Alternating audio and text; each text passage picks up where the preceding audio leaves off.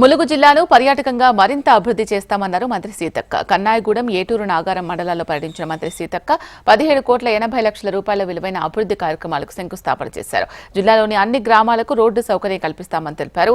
ప్రకృతికి నెలవైన చారిత్రక స్థలాలతో పాటు పర్యాటక ప్రాంతాలు ఉన్నాయన్నారు మంత్రి సీతక్క. టూరిజం స్పాట్గా ములుగు జిల్లాను మరింత డెవలప్ చేస్తామని తెలిపారు. మన ములుగు అంటేనే టూరిజానికి పెట్టింది పేరు. మరి మనకు ఇక్కడ మొదలైతుంది మన గట్టమ్మ కాడ మొదలైతే అటు లెఫ్ట్ సైడ్ పోతే రామప్ప, రైట్ సైడ్ కొద్దిగా ముందుకు వస్తే లక్నవరం, మరి కొంత అటు ముందుకెళ్తే లెఫ్ట్ సైడ్ నుంచి పోయినా లేదా తాడువై దాటిపోయిన సమ్మక్క సారలమ్మ ఉంటారు. అదేవిధంగా కొత్తగా నిన్ననే మేము బ్లాక్ బెర్రీలో కూడా ప్రవేశించడం జరిగింది రాత్రి 7:30కు.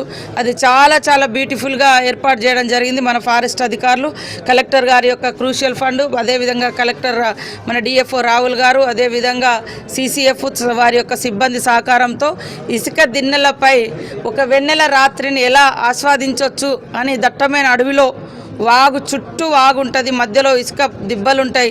అక్కడ న్యాచురల్గా దొరికేటువంటి బాంబుతోటి మరి బొంగులతోటి తయారు చేసినటువంటి మంచి ఎంజాయ్మెంట్ ప్లేసెస్.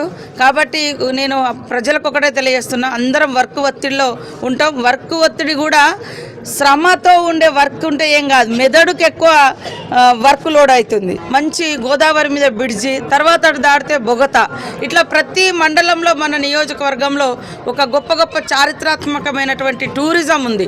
ఈ చరిత్ర ఉంది, వాటికి స్వచ్ఛదనం ఉంది, పచ్చదనం ఉంది.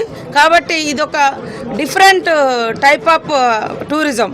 కాబట్టి ప్రతి ఒక్కరు కూడా ఈ హాలిడేస్ చాలా ఉన్నాయి, అందరూ రండి, నిమ్మలంగా రండి, సంతోషంగా రండి, కుటుంబ సమేతంగా రండి.